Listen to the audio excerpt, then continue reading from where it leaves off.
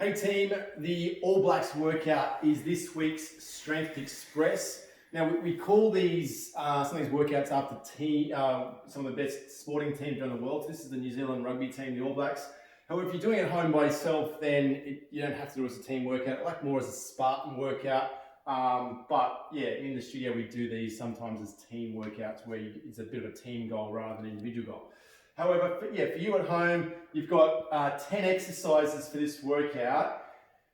Each time you do an exercise, you're going to do 15 reps, which is 15 players in a rugby team. So if I go to this exercise here, I've got to do 15 reps to complete that exercise.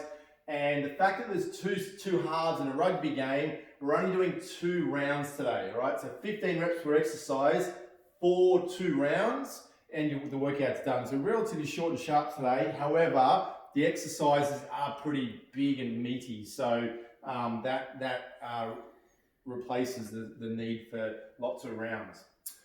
So structurally, you could work your way through if you want in order. That would make sense. Start here, do your 15 reps, 15 reps, 15 reps, etc. all the way through for 1 round, and then go around again for a second. Any exercise with a red asterisk next to it is a unilateral movement, so it means I have to do 15 reps left and then 15 reps right. Remember, if you're a right-handed person, always do the weaker side first. I'll do my left reps first, then my right. I'm a right-handed person, vice versa. Okay, let's go through it. So, as I said, the pretty big meaty moves today. It says a dead ball farmer squat. You probably don't have a dead ball at home, but basically the dead ball version is holding a weight on my shoulder like a farmer carrying an animal or a bag of wheat, I don't know, on the shoulder, and then doing my squat. So I've got that extra weight on one side. I'm trying not to let that weight affect my posture or my knees or my squat position. And yeah, so it's good quality. I can hold a kettlebell up here in that position as well. And so what I'm going to do is 15 good quality squats. Remember that range of motion we're after is thighs finish horizontal. So I have to do, because there's an asterisk next to it, I'm going to do 15 on the one shoulder and then another 15 on the left. So it's 30 squats before I move to the next exercise. All right. Next one, another one of the red asterisk exercises. This now is more of a deadlift or a clean type movement. So kettlebell ground to overhead, there's actually 2 ways you can do it. I'm going to get that weight from here to up overhead. I can do it in one fluent movement like a snatch, or I can do it in a 2-part movement, which is a clean and press. Either way is fine. It kind of may depend on your practice of those exercises or also the weight you choose. You want to be pretty heavy. If it's too light, it's just a bit of waste of time. So you do want to get something that's really heavy. So for the girls in the studio, we work at about probably 8 to 12 kilo weight. And for the guys, it's maybe 16 to 20 kilo weight for this one. And so from here, good quality position. So I'm not hunching my back, good quality lifting position.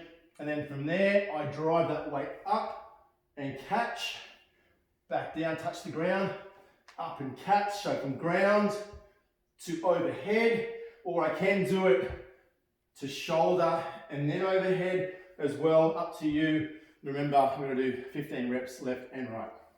The next one will once again depend on what weight options you have.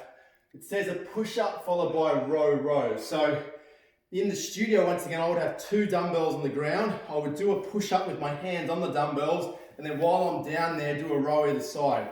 So most of you probably won't have 2 good dumbbells you can do that with. So one option would be, if you've got 1 weight or 1 dumbbell, is to do your push-up, row,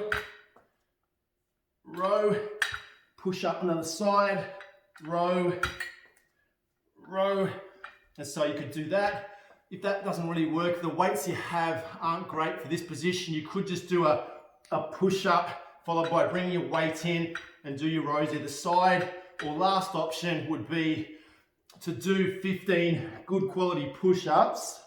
And once you finish that, I could then just do them separately and do 15 rows right and left, yeah? So long as you've somehow got the 15 push-ups and 15 rows left and right out, that you've just got to find out what works best for you. A similar exercise here, and there's 3 different components to it, is lunge, press. So for this one, I can hold 2 dumbbells or 1 kettlebell. I'm going to be in position like so. Left lunge, right lunge, press. Left lunge, good quality step lunge, good quality step lunge, press, and once again, 15 reps of that. The bottom 2 exercises here, just going to break up some of these really big whole body movements. So there's 2 core exercises there. So you'll kind of enjoy those because it'll give you a bit of a chance to get the heart rate down. Tuck the pelvis, good quality position, hands anchor, glue the feet together, bracing, bracing, bracing so I don't arch my back, and lowering those legs most of the way to the ground, squeezing tight through the tummy for 15 of those. I've then got another whole body movement, a deadlift into a bicep curl. We would do these with a barbell in the studio, but if you've got a kettlebell like so, you can do a similar thing where I'll do my deadlift into a bicep curl.